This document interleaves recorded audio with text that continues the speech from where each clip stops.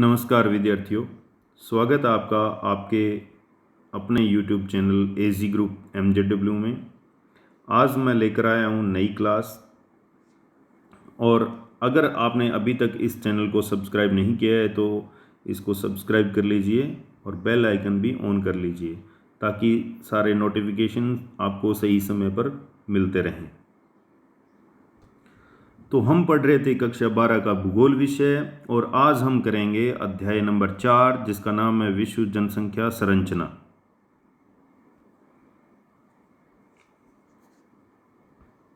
तो चलिए चर्चा करते हैं हम जनसंख्या संरचना के बारे में। किसी भी क्षेत्र के प्रादेशिक विकास के लिए जनसंख्या संरचना का अध्ययन आवश्यक है। यानी जनसंख्या संरचना का अध्ययन क्यों किया जाता है? प्रादेशिक विकास से संबंधित योजनाएं बनाने के लिए। जब किसी देश में हमें ये पता होगा कि हमारी जनसंख्या के पक्ष जो हैं वो किस प्रकार से मौजूद हैं, तभी हम उस क्षेत्र की योजनाएं बना सकते हैं।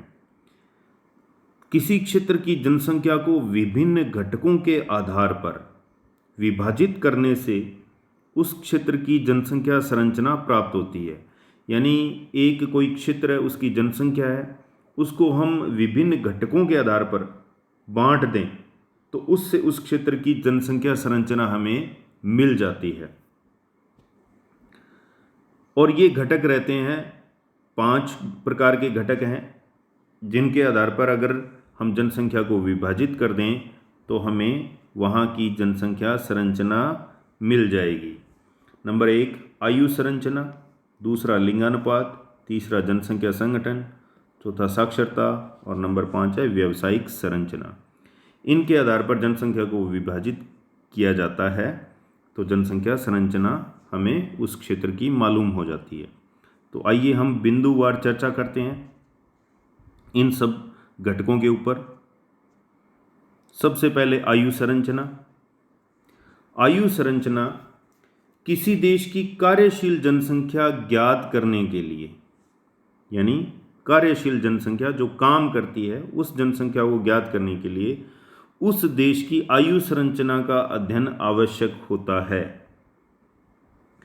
इसके अंतर्गत कोई भी क्षेत्र होता है उसकी जनसंख्या को आयु के आधार पर विभिन्न वर्गों में विभाजित किया जाता है। अतः हम कह सकते हैं कि जनसंख्या को आयु के आधार पर विभिन्न वर्गों में विभाजित करना ही आयु संरचना कहलाता है। और इस विभाजन के अंतर्गत 3 वर्गों में बांटा जाता है पूरी जनसंख्या को। नंबर 1 बाल वर्ग जो कि 14 वर्ष तक के बालकों को शामिल करता है। दूसरा वयस्क वर्ग, इसमें 15 से 64 वर्ष तक की आयु के लोगों को शामिल किया जाता है। तीसरा 65 से अधिक उम्र के लोग जो कि वृद्ध वर्ग के अंतर्गत आते हैं।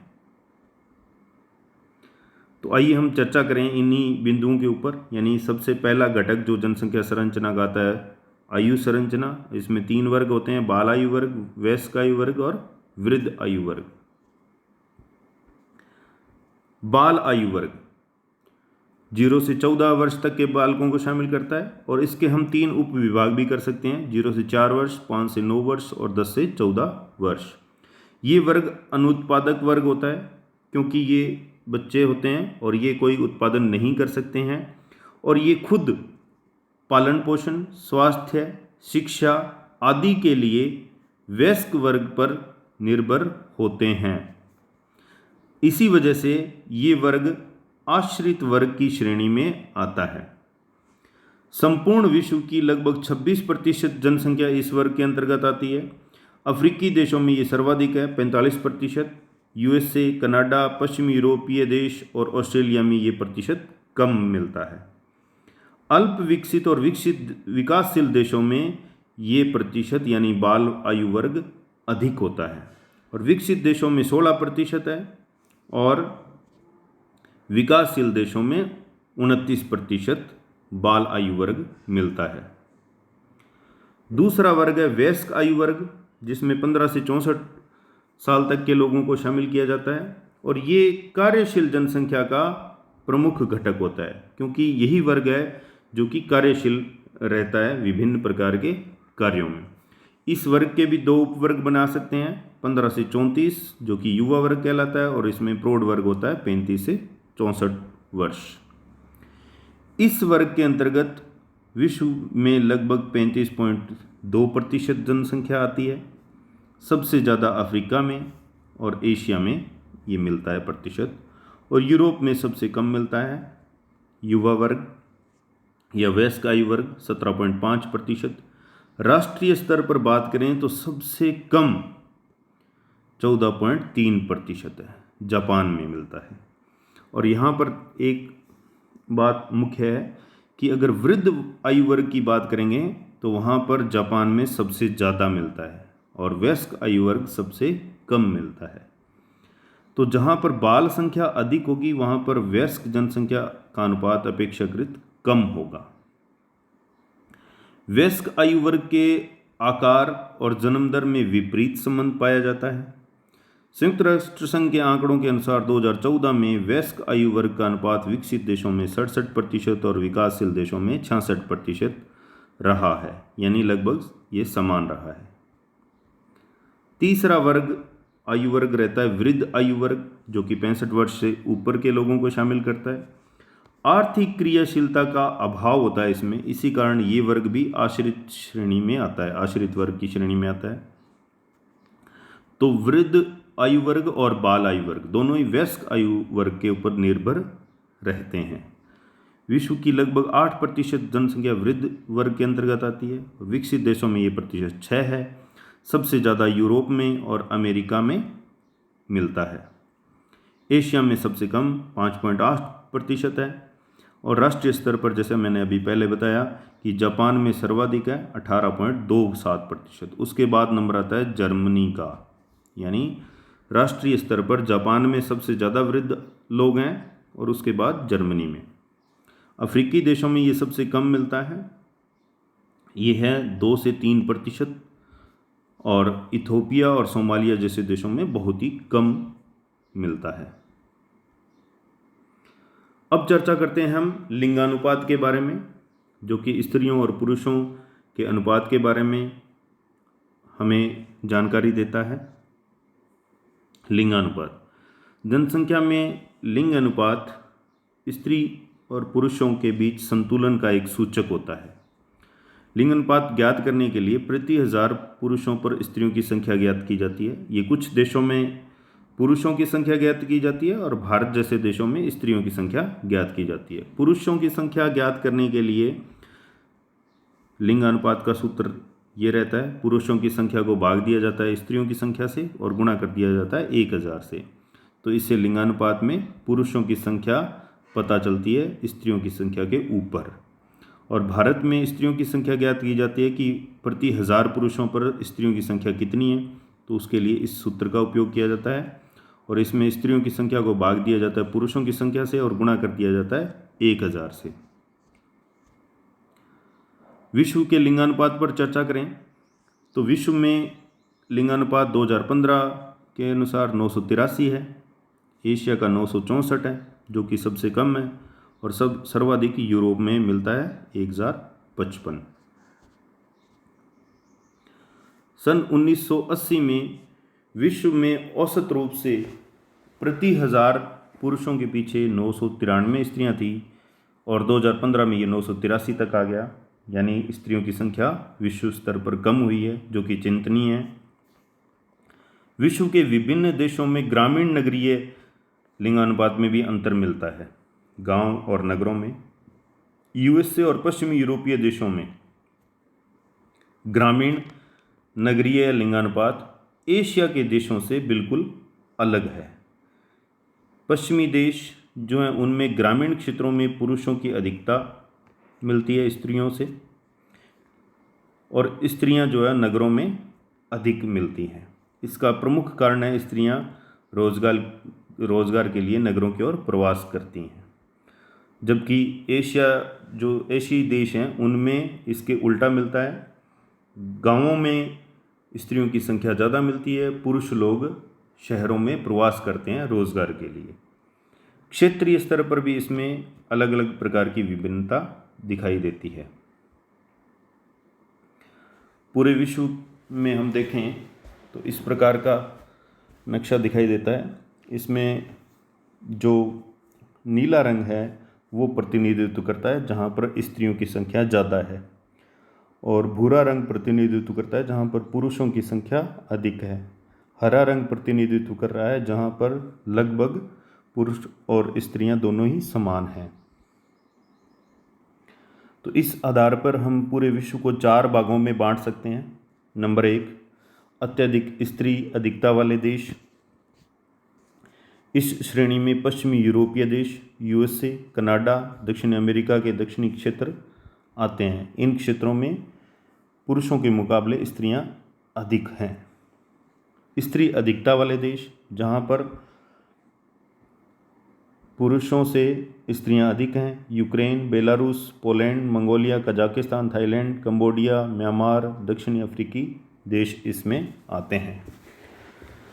तीसरा वर्ग है पुरुष अधिकता वाले देश। ऑस्ट्रेलिया, न्यूजीलैंड, चीन, Korea, Brazil, Mexico, Iran, Cuba, इन देशों में स्त्रियों के मुकाबले पुरुष अधिक हैं। अत्यधिक पुरुष अधिकता यानी स्त्रियों की संख्या बहुत ही कम, ऐसे देशों का प्रतिनिधित्व करता है भारत। विश्व स्तर पर हम देखें तो स्त्रियों की संख्या पुरुषों के मुकाबले कम देखने को मिलती है, लेकिन अफ्रीका, उत्तरी व दक्षिणी अमेरिका, यूरोपीय देशों में स्त्रियों का अनुपात पुरुषों से अधिक मिलता है। भारत जैसे विकासशील देशों में स्त्रियों का अनुपात कम पाया जाता है। इसका मुख्य कारण है यहाँ के समाज का परंपरावादी होना और स्त्रियों में शिक्षा, रोजगार, अवसर, सुरक्षा और समाज में उचित स्थान प्राप्त नहीं होना इसके मुख्य कारण नजर आते हैं।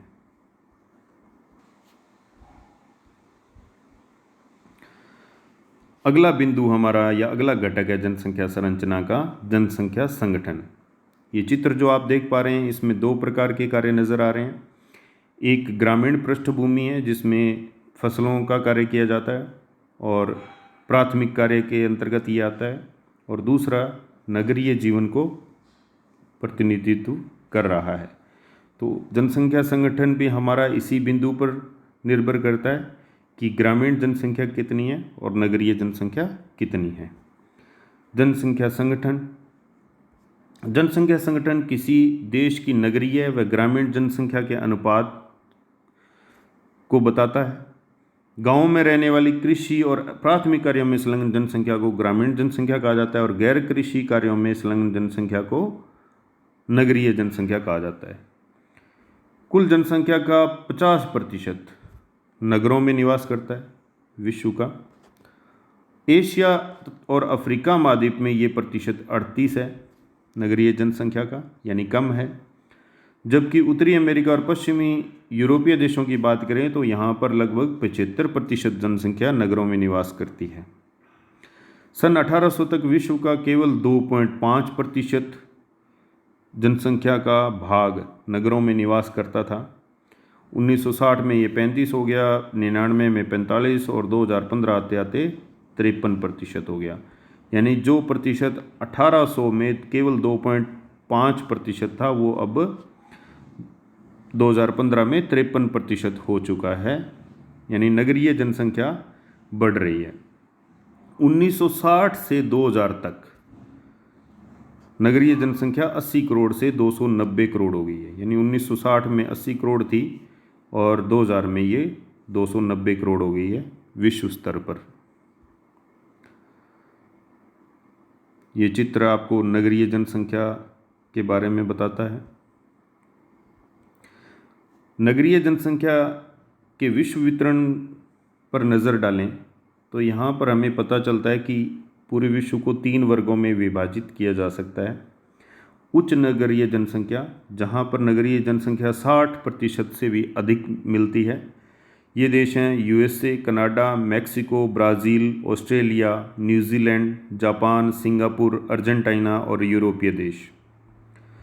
दूसरा वर्ग है मध्यम नगरीय जनसंख्या, जहाँ पर जनसंख्या का 40 से 60% भाग नगरों में निवास करता है। इसके अंतर्गत आता है चीन, इंडोनेशिया, दक्षिण अफ्रीका, मिस्र, वेनेजुएला, क्यूबा, जमैका और हैती। तीसरा वर्ग है न्यून नगरीय जनसंख्या वाला, जिसमें 40% से भी कम जनसंख्या नगरों में निवास करती है, यानी इन देशों की अधिक जनसंख्या गांवों में निवास करती है। इसके अंतर्गत आते हैं भारत, पाकिस्तान, बांग्लादेश, नेपाल, दक्षिण पूर्वी एशिया व अफ्रीकी देश शामिल रहते हैं। अगला घटक हमारा है साक्षरता, और इसके द्वारा यानी साक्षरता के द्वारा जनसंख्या के गुणात्मक पहलुओं का अध्ययन किया जाता है। साक्षरता सामाजिक और आर्थिक विकास का सूचक होती है। इसी वजह से मानव विकास सूचकांक निर्धारण में ये एक विश्वसनीय सूचक है। गरीबी उन्मूलन और कृषि विकास आदि के लिए साक्षरता आवश्यक तत्व है। साक्षरता के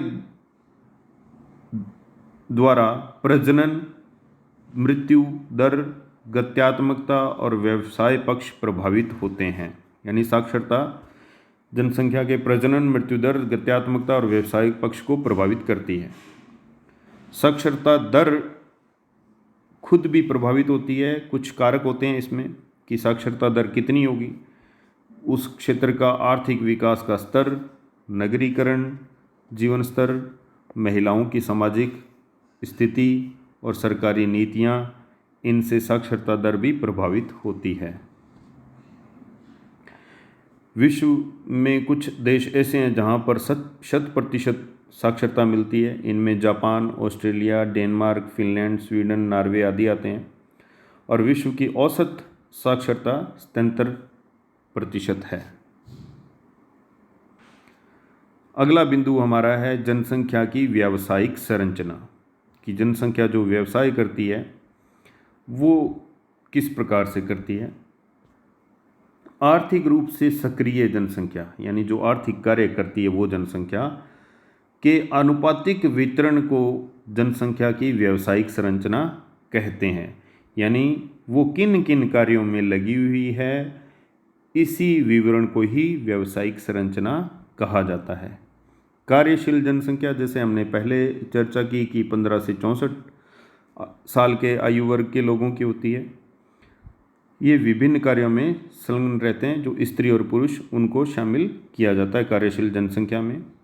अल्प विकसित देश जो होते हैं उनमें प्राथमिक व्यवसाय में अधिक लोग काम करते हैं। विकासशील और विकसित देशों में द्वितीयक और तृतीयक व्यवसाय में अधिक लोग काम करते हैं। अति विकसित यानी बहुत विकसित जो देश हैं या औद्योगिकीकृत देश हैं, उसमें तृतीयक व्यवसाय के अंतर्गत 40 से 45% लोग कार्य करते हैं। यूएसए और पश्चिमी यूरोपीय देशों में तृतीयक व्यवसाय के अंतर्गत 60 से 70% तक की जनसंख्या कार्य करती है। चतुर्थक व्यवसाय में जनसंख्या का अनुपात बहुत कम है, लेकिन इनकी आय सर्वाधिक होती है और ये लोग शोध आदि उच्च स्तर के कार्य करते हैं।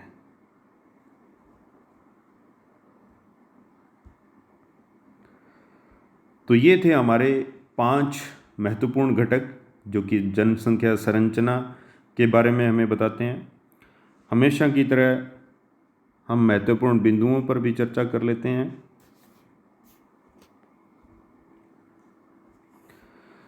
तो नंबर 1 है जनसंख्या संरचना।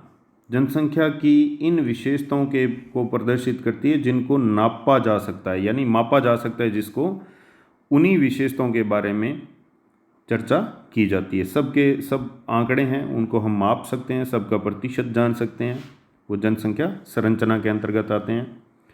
नंबर 2, विभिन्न आयु वर्ग के में लोगों की संख्या को जनसंख्या की आयु संरचना कहते हैं। यानी आयु संरचना क्या होती है कि कुल जनसंख्या में विभिन्न आयु वर्ग में कितने लोग शामिल हैं, वही आयु संरचना रहती है। नंबर 3, विभिन्न आयु वर्गों के आकार जनसंख्या अनुसार तथा समय अनुसार बदलते रहते हैं। यानी जो हमने 3 वर्गों की बात की, बाल वर्ग, वयस्क वर्ग और वृद्ध वर्ग, ये समय के हिसाब से बदलते भी रहते हैं। नंबर 4, आयु वर्ग लिंगानुपात, साक्षरता, ग्रामीण नगरीय जनसंख्या अनुपात यानी जो जनसंख्या संगठन है, जनसंख्या की व्यावसायिक संरचना, ये सब घटक जनसंख्या संगठन को प्रदर्शित करने वाले महत्वपूर्ण घटक होते हैं। इनके बारे में क्वेश्चन पूछा जा सकता है, तो ये 5 घटक आपको याद रखने हैं। नंबर 5 है पुरुष तथा स्त्रियों के बीच संतुलन के सूचक को जनसंख्या का लिंगानुपात कहते हैं। कि पुरुष और स्त्रियों के बीच संतुलन किस प्रकार का है या अनुपात किस प्रकार का है, उसी को जनसंख्या का लिंगानुपात कहते हैं। ये परिभाषा भी आपसे पूछी जा सकती है। नंबर 6 नगरीय जनसंख्या गैर कृषि और औद्योगिक एवं निर्माण कार्यों में संलग्न होती है। इसके बारे में भी हमने चर्चा की।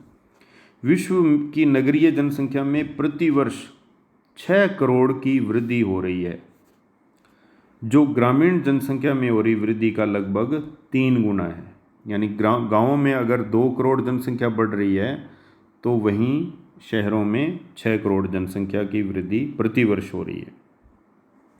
1960 से 2000 के बीच नगरीय जनसंख्या 80 करोड़ से 290 करोड़ तक पहुंच चुकी है। ये 3 गुना से भी ज़्यादा है। और नंबर 9 है साक्षरता जनसंख्या की गुणात्मक विशेषता होती है, जो किसी क्षेत्र के सामाजिक आर्थिक विकास का एक विश्वसनीय और यथार्थ सूचक होता है। इसी वजह से ही जब मानव विकास सूचकांक तैयार होता है तो उसमें इसको महत्वपूर्ण भूमिका दी जाती है। नंबर 10 है कार्यशील जनसंख्या के अंतर्गत युवा व प्रौढ़ वर्ग को ही सम्मिलित किया जाता है। यानी ये भी हमने चर्चा कर ली थी। तो आज हमने पढ़ा जनसंख्या संरचना के बारे में, जिसके 5 महत्वपूर्ण घटक होते हैं: आयु संरचना, लिंगानुपात, जनसंख्या संगठन, साक्षरता और व्यावसायिक संरचना। मुझे उम्मीद है कि आपको ये कक्षाएं पसंद आ रही होगी, आप इनके द्वारा तैयारी कर पा रहे होंगे। और अभी तक भी अगर आपने इस चैनल को सब्सक्राइब नहीं किया है तो इसको सब्सक्राइब कर लीजिए। दूसरे छात्रों को भी बताइए ताकि वो भी इसका लाभ उठा सकें। और आपके आस पड़ोस और जानकारी में मित्र जिनको सबको इसके बारे में बताइए। अगली कक्षा में फिर मिलेंगे, तब तक के लिए धन्यवाद।